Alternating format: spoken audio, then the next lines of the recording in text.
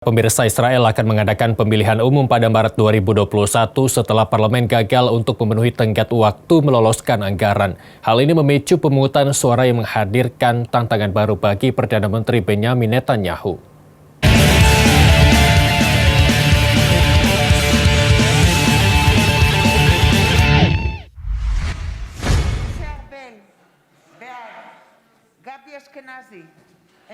Kampanye dalam pemilihan parlemen keempat Israel dalam 2 tahun sedang berlangsung. Netanyahu menghadapi kemarahan publik atas penanganannya terhadap pandemi virus corona dan saat ia terlibat dalam korupsi.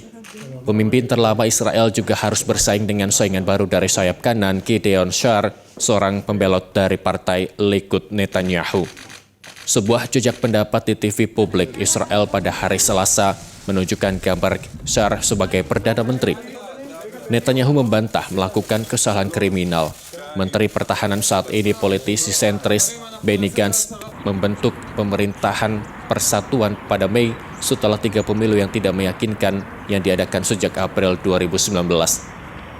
Israel terjebak dalam perselisihan tentang pengesahan anggaran nasional, kunci untuk melaksanakan kesepakatan di mana Gantz akan mengambil alih Netanyahu pada November 2021.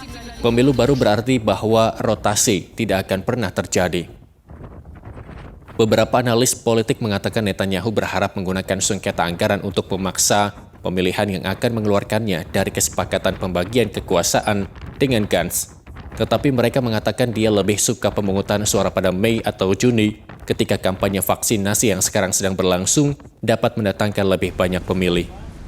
Netanyahu akan tetap menjadi Perdana Menteri sampai pemerintahan baru terbentuk setelah pemilihan bulan Maret.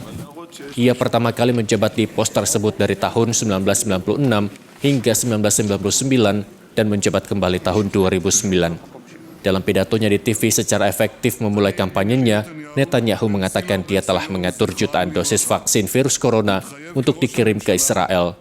Dia juga memuji kesepakatan diplomatik yang ditengahi Amerika Serikat dengan Uni Emirat Arab, Bahrain, Sudan, dan Maroko. Netanyahu menikmati hubungan dekat dengan Presiden Donald Trump yang melakukan sejumlah langkah pro-Israel selama pemilihan sebelumnya. Tetapi dengan Presiden terpilih Amerika Serikat Joe Biden yang akan menjabat pada Januari, Netanyahu akan kehilangan aset kampanye utama. Dari Tel Aviv, Israel, kontributor Nusantara TV melaporkan.